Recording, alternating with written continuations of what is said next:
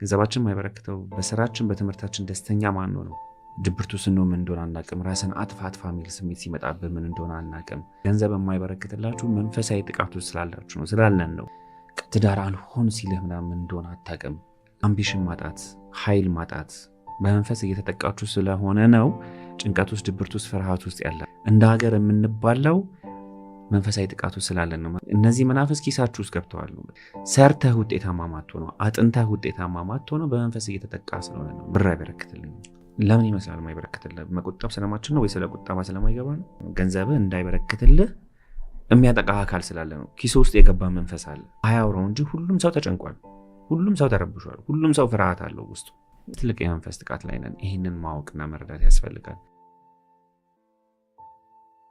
ሁሉም የኢትዮጵያ ክፍል ውስጥ የሚነገሩ ታሪኮች አሉ አይደል የተለያየ ዳይሜንሽን ላይ የሚኖሩ ፍጥረታቶች አሉ ፍጡራኖች አሉ ከነሱ መካከል አንዱ ከዚህ በፊት ማንስተናል ዛር እየተባሉ የሚነሱት ነገዶች ናቸው የዛር መንፈስ ወይም የዛር ነገድ የምንላቸው የተለያዩ ሀገራችን ክፍሎች ውስጥ አሉ በተለያየ መንገድ የሚገናኙቸው ሰዎች አሉ እነሱም መተው የሚያገኙቸው ሰዎች አካላቶች አሉ በፕሮግራሙ ላይ እንደውም የተወሰነ ሜንሽን አድርጌው ነበር አፋር ሄድን ጊዜ ለምሳሌ እዛ ኤርታሌ አካባቢ ላይ አብዱ የሚባል መንፈስ አለ ይሉሃል ራሳቸው ይነግሩሃል መተው ቱሪስቶችን ይዘው ይሄዳሉ አንዳንዴ ይጠልፋሉ አብዱ ይጠራችኋል ተጠንቀቁ እያሉ ይነግሩሃል እዛው አካባቢ ላይ ያሉ አስጎብኚዎች ግን ትክክለኛ እነዚህ አባቶችን አግኝተ ስትጠይቅ ከማህበረሰቡ ጋር የተሰናሰለ ታሪክ አለው ስለነዚህ መናፍስት የሚነግሩ ታሪኮች አሉ ይሄ አፋር ብቻ ሳይሆን ሁሉም የሀገራችን ክፍል ላይ ያለ ታሪክ ነው ግን ብዙ በቅዱሳንም በሌሎችም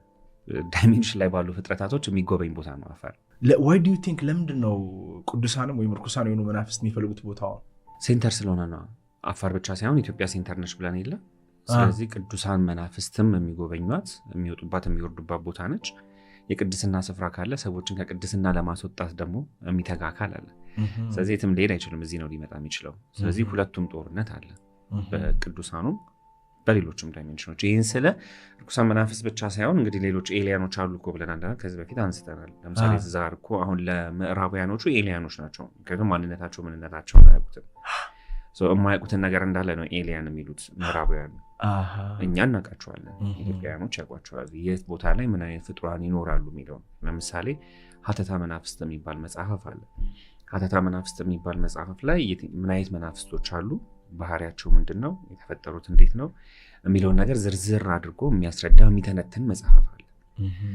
ከዚህ በፊት ሜንሽን አድርጌላለሁ መጽሐፈ ማሲያስ የሚባል መጽሐፍ አለ አባ ማሲያስ የተባሉ አባት ጣና ላይ የጻፉት መጽሐፍ ብያለሁ አሁን እሳቸው ለምሳሌ ኤሊያኖች ወይም ደግሞ ካለ ፍጥረታት የሚባሉት የትኛው ዓለም ላይ ምን አይነት ፍጥረታት አሉ የሚለውን በስፋት ተንትነው ጽፈዋል ስለዚህ ሁሉም ኤሊያኖች አይደሉም እነሱ ስለማያውቋቸው ነው ኤሊያን ያሉት አንድ ላይ ሰብሰብ አድርገው በወልስም የሚጠሯቸው ስለዚህ ከነሱ መካከል ወደ ኢትዮጵያ ውስጥ የሚገቡ የሚወጡ ኢትዮጵያ ውስጥ የሚኖሩ ፍጥረታቶች አሉ መናፍስቶች አሉ ብቻችንን አይደለም ዓለም ላይ የሚሆነውን ነገር ሳይ ሰዎች ብቻችንን እንዳልሆነን በጣም ግልጽ ነው ጦርነቱን ስታይ ረሃቡን ስታይ ሰዎች ላይ የሚያመጡት ጭካኔ ስታይ ኤቭሪቲንግ ሰዎች የምናደርገው ነገር እኛን የሚጎዳ ነው የሆነ የማናየው የሚጠቀመን ኃይል እንዳለ በጣም ግልጽ ነው አይን ያወጣ ነው ለትንሽ የሚያስተውል ሰው ማለት ነው እና ካንተ ጋር ስንወያይ በሀገራችን አባቶቻችን ጽፈው ያስቀመጡት አንዱ መጽሐፍ ሄኖክ ነው እዚህ መጽሐፍ ላይ እንግዲህ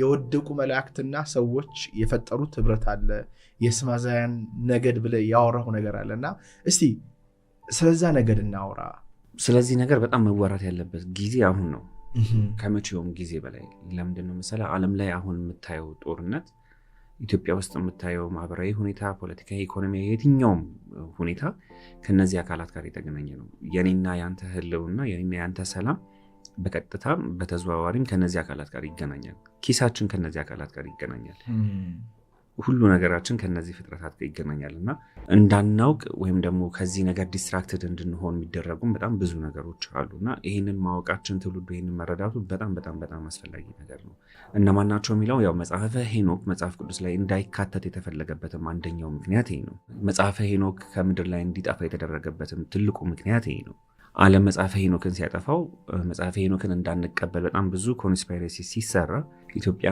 መጽሐፈ ሄኖክን ይዛ የቆየችበት ምክንያት ይሄ ነው ምክንያቱም ትውልድ የሚድነው ዓለም የሚድነው መጽሐፈ ሄኖክ ውስጥ ባለው እውቀት ስለሆነ ማለት ነው።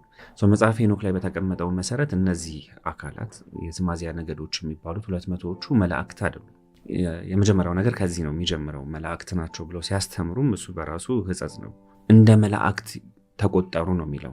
የቅድስናን ስራ በመስራታቸው እንደ መላእክት ተቆጠሩ፣ ከመላእክት ወገን ሆኑ ነው። ሌሎች ቅዱሳን አባቶች በቅድስና ስራቸው ማዕረጋቸው ከፍ ብሎ እንደሚኖሩት ማለት ነው። እንደ አቡነ ተክለ ሃይማኖት፣ እንደ ሌሎችም ቅዱሳን አባቶች፣ እንደ ሰማዕታን አባቶቻችን በቅድስና ስራቸው የቅድስና ስራ ሰርተው እንደ መላእክት ወገን ሆነው ከመላእክት እኩል ሆነው በማዕረጋቸው ከምድር ተነጥለው ከፍ ብለው የሚኖሩ ፍጥረታቶች ናቸው ወይም ነበሩ እነዚህ 200 አካላቶች። በኋላ ግን ሳቱ። መላእክት አይሳሳቱም እኮ አይደል? እነዚህ አካላት ግን ተሳሳቱ። የእግዚአብሔርን ሰማያዊ የሆነውን እውቀት ትዊስት አድርገው ባልተገባ መንገድ ለሰው ልጆች ማስተማር ጀመሩ ነው። ስለዚህ ስማዚያና 200ዎቹ 18 የነገድ አለቆች አሏቸው። 18 አለቆች አሏቸው።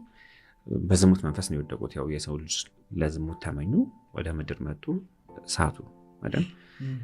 በዝሙት መንፈስ ተቃጠሉ ይላል። አይተውት የማያውቁትን ነገር የሰው ልጆችም ስላዩ እነዚህን አካላት ያመልኳቸው ጀመረ። ሰዎች እነ ስማዚያን ያመልኳቸው ጀመረ ነው።